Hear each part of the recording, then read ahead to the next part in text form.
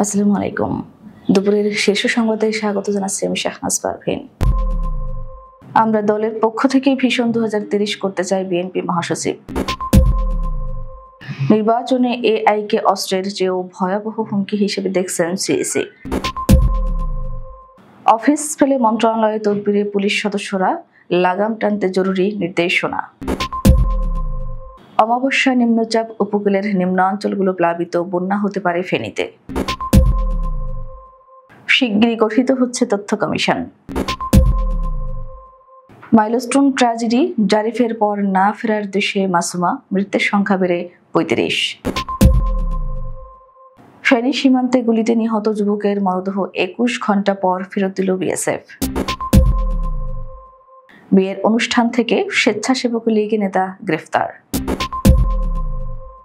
এখনো মানসিকভাবে বিপর্যস্ত শিক্ষার্থীরা, আরো 2 দিন বন্ধ থাকবে মাইলস্টোন। জয় বাংলা জয় বঙ্গবন্ধু স্লোগান দিয়ে মিছিলের আদলে টিকটক ভিডিও, চট্টগ্রামে আটক 12 তরুণ। শিগগিরই 3870 কর্মী নাসা ছাড়বেন মুখপাত্র। ফিলিস্তিন রাষ্ট্র স্বীকৃতির আহ্বান 220 ব্রিটিশ এমপির, চাপ বাড়ছে স্টারমারের ওপর। এবং শেষ পর্যন্ত নিষিদ্ধ হলেন মেসি। শুনছিলেন শিরোনাম, এবার বিস্তারিত। বিএনপির মহাসচিব মির্জা ফখরুল ইসলাম আলমগীর বলেছেন, আমরা দলের পক্ষ থেকে ভিশন 2030 করতে চাই। আন্দোলন চলাকালে রাষ্ট্র গঠনের 31 দফা দিয়েছি। আমরা এভাবে এগোনোর চেষ্টা করছি। শনিবার সকালে রাজধানীর সেগুনবাগিচার সিডাব মিলনায়তনে আয়োজিত গ্রন্থ প্রকাশ ও আলোচনা সভায় তিনি এ মন্তব্য করেন। বিএনপির মহাসচিব বলেন, রাতারাতি আমরা সবকিছুকে বদলে ফেলতে পারবো না। গণতন্ত্রকে তার প্রক্রিয়ার মধ্য দিয়ে চলতে দিতে হবে। উত্থান পতন থাকবে, কিন্তু চলতে দিতে হবে। এ সময় বর্তমান রাষ্ট্র কাঠামো আর অর্থনৈতিক কাঠামোর গুণগত পরিবর্তন দরকার বলেও উল্লেখ করেন বিএনপি মহাসচিব। আগামী জাতীয় সংসদ নির্বাচনে এআই বড় ধরনের চ্যালেঞ্জ হয়ে দাঁড়াতে পারে বলে মনে করছেন প্রধান নির্বাচন commissioner CEC AMM Nasir Uddin. এই কৃত্রিম বুদ্ধিমত্তাকে আধুনিক এক হুমকি মনে করেন তিনি, যাকে অস্ত্রের চেয়েও ভয়াবহ হিসেবে তুলনা করেছেন। শনিবার সকালে খুলনার আঞ্চলিক নির্বাচন কর্মকর্তার কার্যালয়ে নির্বাচন উপলক্ষে আয়োজিত মতবিনিময় সভার আগে সাংবাদিকদের তিনি এসব কথা বলেন। সিইসি বলেন, নির্বাচনকে প্রভাবিত করতে প্রযুক্তি নির্ভর হস্তক্ষেপের ঝুঁকি রয়েছে। এসব রোধে কমিশন সতর্ক রয়েছে। বাংলাদেশ পুলিশের বিভিন্ন সদস্য অফিস সময় চলাকালে দায়িত্ব ফাঁকি দিয়ে মন্ত্রণালয়ে ঢুকে বিভিন্ন ধরনের তদবিরে ব্যস্ত থাকছেন। এতে মন্ত্রণালয়ের দৈনন্দিন কাজ ব্যাহত হচ্ছে, বিব্রত হচ্ছেন ঊর্ধ্বতন কর্মকর্তারা। বিষয়টি ঊর্ধ্বতন কর্তৃপক্ষের নজরে এলে তদবিরবাজ পুলিশ সদস্যদের লাগাম টানতে জরুরি নির্দেশনা জারি করে স্বরাষ্ট্র মন্ত্রণালয়। নির্দেশনায় পুলিশ সদস্যদের পদোন্নতি সহ অন্য বিষয়ে অপ্রয়োজনীয় তদবির থেকে বিরত থাকতে বলা হয়েছে। সম্প্রতি স্বরাষ্ট্র মন্ত্রণালয়ের জননিরাপত্তা বিভাগ থেকে উপসচিব মোহাম্মদ মাহবুবুর রহমান স্বাক্ষরিত এ সংক্রান্ত বিজ্ঞপ্তিতে বলা হয়, বাংলাদেশ পুলিশে কর্মরত কতিপয় সদস্য অফিস চলাকালে নিয়ন্ত্রণকারী কর্তৃপক্ষের অনুমতি ছাড়া কর্মস্থল ত্যাগ করে মন্ত্রণালয়ে হাজির হয়ে বিভিন্ন ধরনের তদবির করে থাকেন, যা ঊর্ধ্বতন কর্তৃপক্ষের নজরে এসেছে। তাদের এমন তদবিরের কারণে মন্ত্রণালয়ের ঊর্ধ্বতন কর্মকর্তারা বিব্রত হচ্ছেন এবং দৈনন্দিন সরকারি কাজ ব্যাহত হচ্ছে। তাদের এই কার্যকলাপ মন্ত্রণালয়ের ঊর্ধ্বতন কর্তৃপক্ষ নিরুৎসাহিত করার সিদ্ধান্ত নিয়েছে। উত্তর বঙ্গোপসাগরে সৃষ্ট লঘুচাপটি গতকাল নিম্নচাপে পরিণত হয়। এটি বাংলাদেশের উপকূলে পৌঁছার পর সংশ্লিষ্ট নিচু অঞ্চলগুলো প্লাবিত হয়েছে। একদিকে নিম্নচাপ, অন্যদিকে অমাবস্যার প্রভাব। এ অবস্থায় শুক্রবার রাতে একটানা তীব্র বাতাস সহ জোয়ারের উঁচু পানি তাণ্ডব সৃষ্টি করে। যদিও নিম্নচাপটি মধ্যরাতে ভারতের দিকে সরে গেছে বলে জানিয়েছে আবহাওয়া অধিদপ্তর। নিম্নচাপের প্রভাবে 1 থেকে 3 ফুট উচ্চতার জলোচ্ছ্বাসী উপকূলীয় বরগুনা, পটুয়াখালী, ভোলা, নোয়াখালী, সাতক্ষীরা, খুলনা, বাগেরহাট, চট্টগ্রাম, কক্সবাজার সহ অন্তত 16টি জেলার নিম্নাঞ্চল ডুবে গেছে। বহু লোকালয়ে পানি মগ্ন হয়ে পড়েছে। এই অবস্থায় গতকাল নৌযান যোগাযোগ বন্ধ করে দেওয়া হয়। এদিকে নিম্নচাপের প্রভাবে দক্ষিণাঞ্চলের 11 নদ নদীর পানি বিপদসীমার উপর দিয়ে প্রবাহিত হচ্ছে। ফলে অস্বাভাবিক জোয়ারে নদীর তীরবর্তী জনপদ জোয়ারের পানিতে প্লাবিত হয়েছে।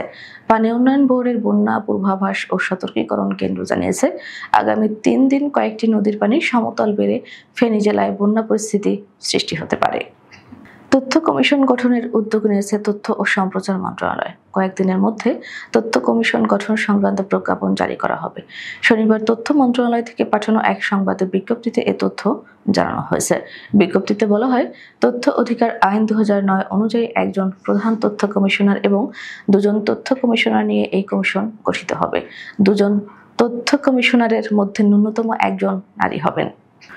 রাজধানীর উত্তরার দিয়াবাড়ির মাইলস্টোন স্কুল অ্যান্ড কলেজে যুদ্ধ বিমান বিধ্বস্তের ঘটনায় দগ্ধ আরও একজন মৃত্যুবরণ করেছেন। তার নাম মাসুমা। তিনি ওই স্কুলে অফিস সহায়ক হিসেবে কাজ করতেন বলে জানা গেছে। শনিবার সকাল 10:15টায় চিকিৎসক তাকে মৃত ঘোষণা করেন। এর আগে এদিন সকাল 9:10 সপ্তম শ্রেণীর ইংলিশ ভার্সনের শিক্ষার্থী জারিফ ফারহান মৃত্যুবরণ করেন। এ নিয়ে এখন পর্যন্ত 35 জনের মৃত্যুর সংবাদ পাওয়া গেছে। মাইলস্টোন স্কুল অ্যান্ড কলেজে যুদ্ধ বিমান বিধ্বস্তের ঘটনায় দগ্ধদের 40 জন এখনও জাতীয় বার্ন ও প্লাস্টিক সার্জারি ইনস্টিটিউটে চিকিৎসাধীন আছেন। তাদের মধ্যে 5 জনের অবস্থা সংকটাপন্ন বলে জানিয়েছেন চিকিৎসকরা। ফেনীর পরশুরাম সীমান্তে ভারতীয় সীমান্তরক্ষী বাহিনী বিএসএফ এর গুলিতে নিহত বাংলাদেশি যুবক ইয়াসিন লিটনের মরদেহ 21 ঘণ্টা পর হস্তান্তর করা হয়েছে। শুক্রবার রাত 9:30টার দিকে বিলোনিয়া চেকপোস্ট এলাকায় তার মরদেহ হস্তান্তর করে বিএসএফ। এ সময় বিজিবি ও পুলিশের উপস্থিতিতে লিটনের বাবা মনির আহমদ ছেলের মরদেহ গ্রহণ করেন। এর আগে বৃহস্পতিবার রাত 12টার দিকে উপজেলার বুথুমা বিওপির আওতাধীন 2164/3 এস পিলার অতিক্রম করে ভারতের অভ্যন্তরে তার কাটা বাউন্ডারির কাছে যান লিটন, মিল্লাত ও আফসার। তখন তাদের লক্ষ্য করে বিএসএফ এর সদস্যরা গুলি ছোড়েন। গাজীপুরে জেলা স্বেচ্ছাসেবক লীগের সাধারণ সম্পাদক নাসির উদ্দিন মৃধা জর্জকে গ্রেপ্তার করেছে শ্রীপুর থানা পুলিশ। শুক্রবার কালীগঞ্জ উপজেলার রাথুরা এলাকার ছুটি রিসোর্ট থেকে কালীগঞ্জ থানা পুলিশের সহায়তায় তাকে গ্রেপ্তার করা হয় বলে জানান শ্রীপুর থানার ওসি মোহাম্মদ আব্দুল বারিক। নাসির উদ্দিন মৃধা জর্জ শ্রীপুর উপজেলার তেলিহাটি ইউনিয়নের টেপিরবাড়ি গ্রামের মৃত আব্দুল হাই মৃধার ছেলে। তিনি গত বছরের ছাত্র জনতার বৈষম্য বিরোধী আন্দোলনে হামলা ও নিহতের ঘটনায় একাধিক মামলার এজাহারভুক্ত আসামি। আরও 2 দিন বন্ধ থাকবে মাইলস্টোন স্কুল অ্যান্ড কলেজ। বন্ধ ঘোষণা করা হয়েছে। আগামী রোববার ও সোমবার মাইলস্টোন স্কুল অ্যান্ড কলেজ বন্ধের ঘোষণা দেয় কর্তৃপক্ষ। স্কুল খোলার বিষয়ে পরবর্তীতে জানানো হবে। শনিবার প্রতিষ্ঠানটির প্রিন্সিপাল মোহাম্মদ জিয়াউল আলম এসব তথ্য নিশ্চিত করেন। তিনি বলেন, শিক্ষার্থীরা এখনও মানসিকভাবে বিপর্যস্ত। দ্রুত সময়ের মধ্যে তাদের স্কুলে এনে কাউন্সেলিং করা হবে।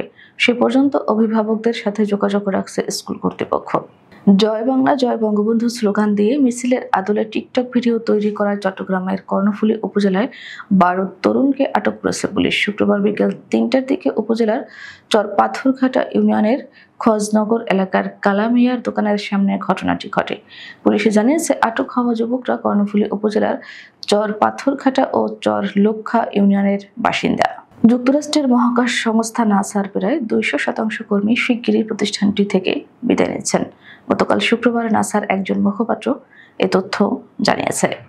তবে মুখপাত্র বলেছেন, এ সংখ্যা আগামী কয়েকদিন বা কয়েক সপ্তাহে পরিবর্তিত হতে পারে। তিনি আরও বলেন, এসব কর্মী নাসা ছাড়ার পর সংস্থায় থেকে যাওয়া কর্মীর সংখ্যা হবে প্রায় 14,000। যুক্তরাজ্যের 220 জনের বেশি সংসদ সদস্য, যাদের মধ্যে শাসক দল লেবার পার্টির অনেকে আছেন, প্রধানমন্ত্রী কিয়ার স্টারমারের প্রতি আহ্বান জানিয়েছেন ফিলিস্তিনকে আনুষ্ঠানিকভাবে রাষ্ট্র হিসেবে স্বীকৃতি দেওয়ার জন্য। এতে মধ্যপ্রাচ্য ইস্যুতে স্টারমারের ওপর চাপ আরও বাড়ল। শুক্রবার এক প্রতিবেদনে এ খবর দিয়েছে বার্তা সংস্থা এএফপি। 9টি ভিন্ন রাজনৈতিক দলের এমপিদের স্বাক্ষর করা একটি যৌথ চিঠিতে তারা বলেন, আমরা আপনাকে অনুরোধ করছি আগামী সপ্তাহে নিউ ইয়র্কে অনুষ্ঠিতব্য সম্মেলনে ফিলিস্তিন রাষ্ট্রকে আনুষ্ঠানিকভাবে স্বীকৃতি দিন। মেজর লিগ সকারের অল স্টার ম্যাচে অংশ না নেয়ায় 1 ম্যাচের নিষেধাজ্ঞা পেয়েছেন ইন্টার মায়ামির 2 অভিজ্ঞ খেলোয়াড় লিওনেল মেসি ও জর্দি আলবা। ফলে বাংলাদেশ সময় রোববার সকালে সিনসিনাটির বিপক্ষে গুরুত্বপূর্ণ ম্যাচে তাদের পাবে না ফ্লোরিডা ভিত্তিক দলটি। মেসি ও আলবা ছিলেন অল স্টার ম্যাচের জন্য ঘোষিত প্রাথমিক দলে। তবে চোট না থাকলেও দুজনেই ম্যাচ থেকে নিজেদের সরিয়ে নেন, যা MLS এর নিয়ম অনুযায়ী শাস্তিযোগ্য অপরাধ। নিয়ম অনুযায়ী কোনো চোট ছাড়া অল স্টার ম্যাচে না খেললে সংশ্লিষ্ট খেলোয়াড়কে পরবর্তী একটি ম্যাচে নিষিদ্ধ করা হয়। আমাদের পরবর্তী রাতের শীর্ষ সংবাদ দেখার আমন্ত্রণ জানিয়ে এখনকার মতো বিদায় নিচ্ছি। দর্শক, ভিডিওটি শেষ পর্যন্ত দেখার জন্য আপনাকে অসংখ্য ধন্যবাদ। নিত্য নতুন সংবাদ পেতে আমাদের ইউটিউব চ্যানেলটি সাবস্ক্রাইব করুন ও নিয়মিত নোটিফিকেশন পেতে বেল বাটনটি ক্লিক করুন এবং আমাদের ফেসবুক পেজটিতে লাইক করুন। এছাড়াও আমাদের ভিডিওতে লাইক দিয়ে শেয়ার করুন। আল্লাহ হাফেজ।